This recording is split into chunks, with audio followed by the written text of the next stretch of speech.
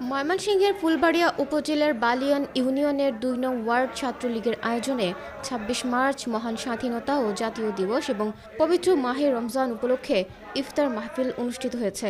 মঙ্গলবার সন্ধ্যায় ওয়ার্ডের তেলিগ্রাম উচ্চ বিদ্যালয় কক্ষে ইফতার মাহফিলে প্রধান অতিথি হিসেবে উপস্থিত ছিলেন ফুলবাড়িয়া উপজেলা পরিষদের আগামী নির্বাচনে চেয়ারম্যান পদ প্রার্থী ও জেলা আওয়ামী লীগের আইন বিষয়ক সম্পাদক অ্যাডভোকেট মফিজ উদ্দিন মণ্ডল।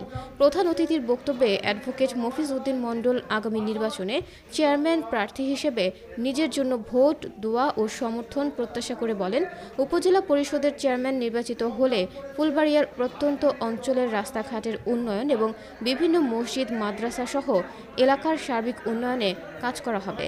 এছাড়াও সর্বাবস্থায় জনগণের সেবা প্রদানের লক্ষ্যে কাজ করার প্রতিশ্রুতিও ব্যক্ত করেন অ্যাডভোকেট মফিজ উদ্দিন মণ্ডল।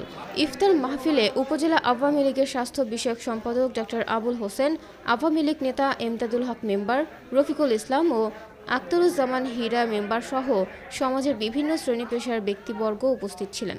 ওয়ার্ড ছাত্রলীগের আয়োজনে ইফতার মাহফিলের সার্বিক সহযোগিতায় ছিলেন বালিয়ান ইউনিয়ন ছাত্রলীগের সাবেক সাধারণ সম্পাদক শাহজাহান কবির, বর্তমান সাধারণ সম্পাদক জোবায়ের হাসান, ওয়ার্ড ছাত্রলীগের সভাপতি আমিরুল ইসলাম, সিনিয়র সহ সভাপতি রুবেল হোসেন, ছাত্রলীগ নেতা সৌরভ দাস, আবু সাঈদ, তারিকুল ইসলাম ও সম্রাট হোসাইন প্রমুখ।